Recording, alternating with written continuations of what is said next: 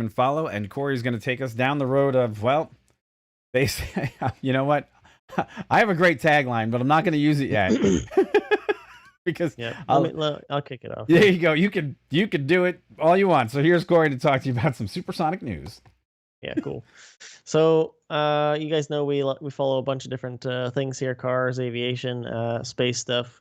And this one comes to us from just some local news for the Florida. Since we're in Florida, some local news from Aerion Supersonic. Aerion Supersonic, if you guys remember, we covered, is a company that had actually broke ground on a big facility down at Melbourne International Airport on the east coast of Florida there, and they were touting a few versions of their airplanes that would in the future be able to travel and bring supersonic travel to a bit back to mainstream. And there were some good developments there. They had actually contracts for people like GE, Boeing, and some I think it was some other players in the aviation industry. Let's see.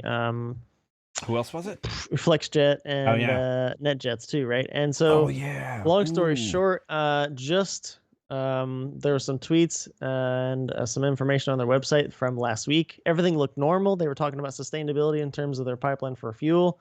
And then Friday, we get this article from Florida Today. Basically, it's some quotes from Greg Donovan, a guy the executive director there at Orlando Melbourne International Airport, basically saying he just received disappointing news. Aerion Supersonic didn't meet their capital investment thresholds necessary for continued ops, and they shut down the company on Friday. Shut it down. Shut down. Boomer bust, baby. He goes on to say that they were informing their employees literally right then, and that's literally all they had. That was just fresh off the press. This was Friday, just a few days ago. So we've covered Aerion ourselves on this channel. Sure have. Back in December, they posted where they had broke ground at Orlando Melbourne Airport. And there was a cool video there of him and the guy from Aerion and somebody from the airport. And it was pretty big news. We've talked about their designs before. We've shown some images of the campus they were building, had broke ground on there. And it's just kind of big, giant question mark right now. Huge question mark. Yeah. I mean, look, so it just goes to show you how fickle the aerospace industry can be once you get outside the standard, printed format of what an airplane is supposed to do inside of its expectations, right? Supersonic has always been a tough business, and the only people that were really good at it was British Airways. The Concorde, The Concorde, right? They were the only ones that were really successful at it. Russia tried it. It didn't go very well for them. And the difference being is that at this level, it's hard to see a manufacturer like this not even get to the point where you could see a real prototype. Especially noticing the partnerships that you mentioned, right? Yeah. It's a bit strange. Because like we mentioned, right, they had some decent partnerships, some good partnerships with big players in the industry, but also had some legit orders for tentative designs. Correct. And it kind of just as they said, they didn't meet their milestone to start producing the AES-2 design next year. So that's just it. Yeah. I wonder, and their web, and look, we're on their website right now, and here's the thing: there's nothing here. There's nothing on the website, nothing on Twitter either. So, and when they say backed by Boeing and backed by GE, and I'm wondering if something else, might have spooked them as an investment, or maybe they wanted more private money, maybe they couldn't find their SPAC funds. I don't know what it is, and especially when we just spoke recently about Jet Up Terra going a completely different way. Because look, this is what happens with big ideas. Big ideas need big money. And either you make your ideas on a super grand scale where they can't survive, or you make them the appropriate scale where the right amount of cash keeps you alive to the next target, right?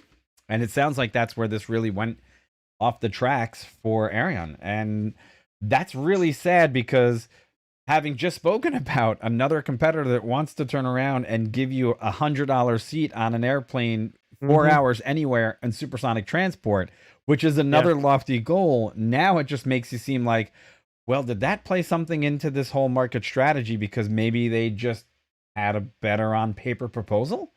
I don't know. Yeah, I don't know. I don't know, man. It's a tough one. It's a bit strange, and that because we've told you guys exactly what we know. There's not a whole lot more information about it. No. Yeah, I don't know, man. All right, I do have to address one other thing, but because I just caught it. I know people are totally enamored with the fact of having something fly over Lower Manhattan. Okay, but it's really funny how they have this airplane in this particular pose flying at would have been maybe JFK or LaGuardia. Let me tell you, there ain't nobody climbing out over Battery Park like that in a supersonic Oh jet. yeah. That's not happening. Okay, I know Jet Up Terror uses theirs with a different image, and you know that type of stuff flying around Lower Manhattan. Absolutely, supersonic jet flying over Lower Manhattan, not on your lifetime, not at all. So just had to say that. But hey, it is what it is, right? Look, and it makes you wonder about. Well, not even wonder. It's a tough game, aviation. Aviation is not easy.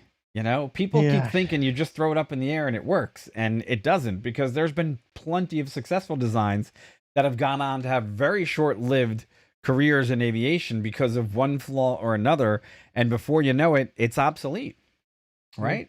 And isn't that kind of the interesting part, just like you're kind of alluding to, that, you know, there's a lot of good designs for whatever kinds of aircraft you might be talking about, and the aircraft might be mostly sound, but maybe they just trip up on the business end or something else, and it's done.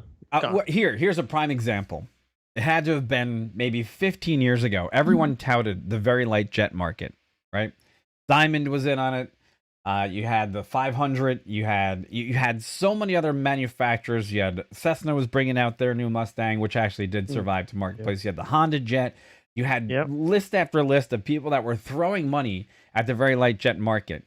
And it looked like it was going to soundly take off. And then right in the middle of where it was going to make that big arc, economic collapse, right?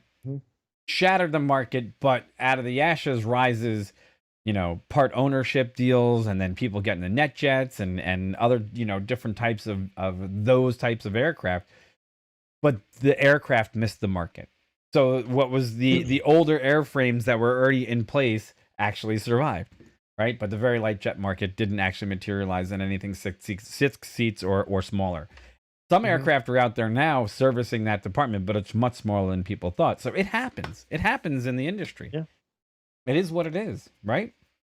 Yeah, and as you're just like I said too, things out of your control too. It's just the way it is. Completely. Yeah.